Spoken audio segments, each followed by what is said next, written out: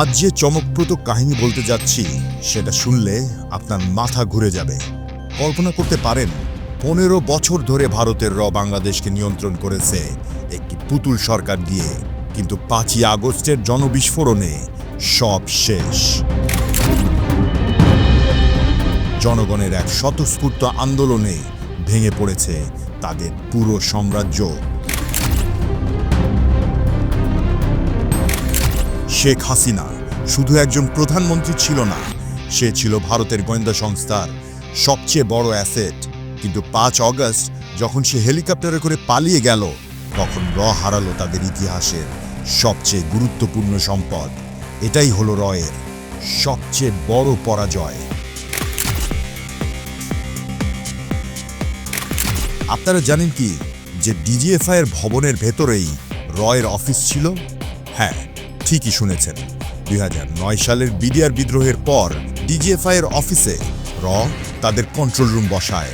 তারা সেখান থেকে বাংলাদেশের সব সামরিক তথ্য ভারতে পাঠাতো।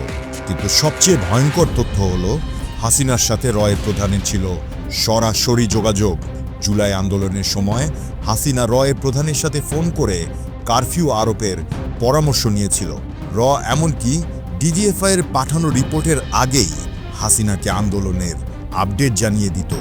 আর যখন হাসিনা পালিয়ে গেল, তাকে সবার আগে স্বাগত জানালো অজিত দেওয়াল, যিনি কিনা ভারতের গোয়েন্দা সংস্থা ইন্টেলিজেন্স ব্যুরোর সাবেক পরিচালক। এখান থেকেই স্পষ্ট প্রমাণিত হয় কিভাবে হাসিনা এর সম্পূর্ণ নিয়ন্ত্রণে ছিল।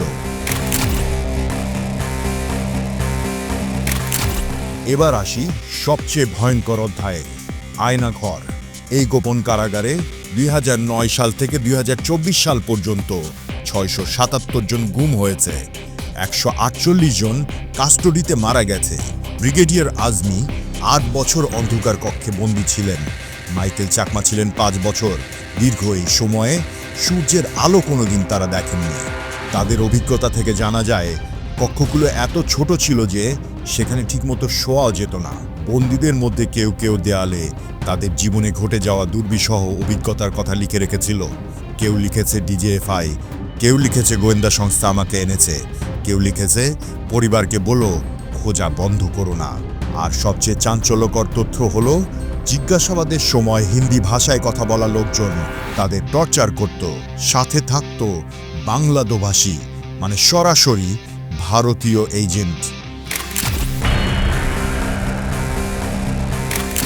প্রাক্তন এনএসআই মহাপরিচালক ব্রিগেডিয়ার আমিনুল হকের ভাষায় কোন খাতে কাজ করে না, সেই প্রশ্নটাই অনেকটাই শ্রেয়। মিডিয়া, শিক্ষা, ব্যবসা, সর্বত্র তাদের লোক। অর্থায়নে চলত অসংখ্য পত্রিকা, নির্দিষ্ট কলামিস্টরা পেত ভাতা, বিদেশ ভ্রমণের সুযোগ, এমনকি বিভিন্ন পুরস্কার। তারা ছিল ভারতের মুখপাত্র।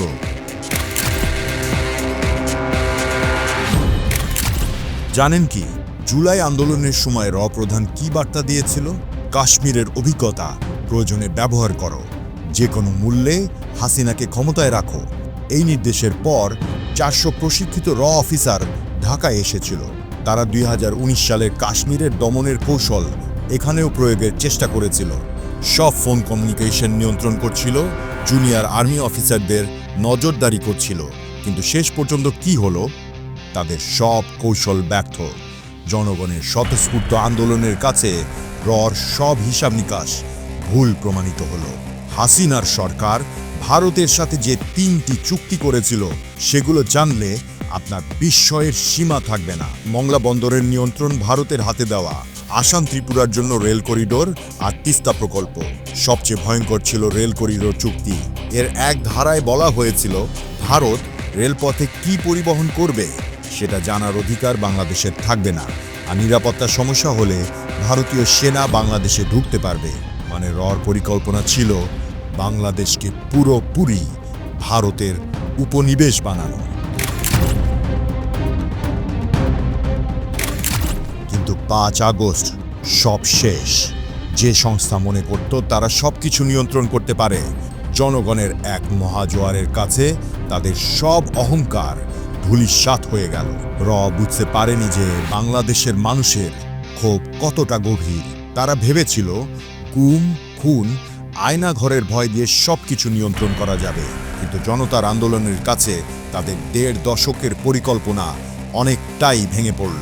আর এই পতনের সবচেয়ে লজ্জার ঘটনা ঘটল তখনই, যখন আয়না ঘর থেকে মুক্তি পেল বন্দীরা। যাদের অস্তিত্ব তারা অস্বীকার করত, সেই বন্দীরাই তাদের সব মিথ্যা ফাঁস করে দিল।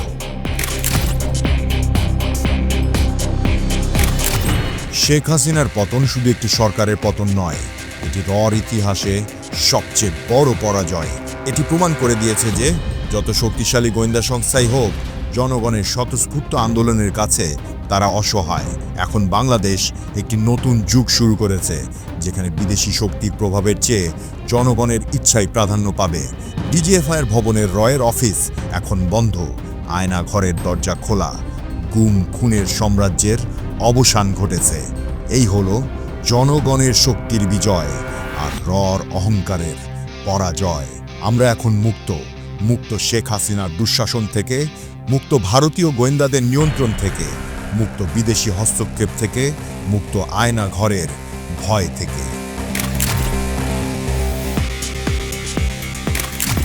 এই ছিল রয়ের ঐতিহাসিক পরাজয়ের কাহিনী।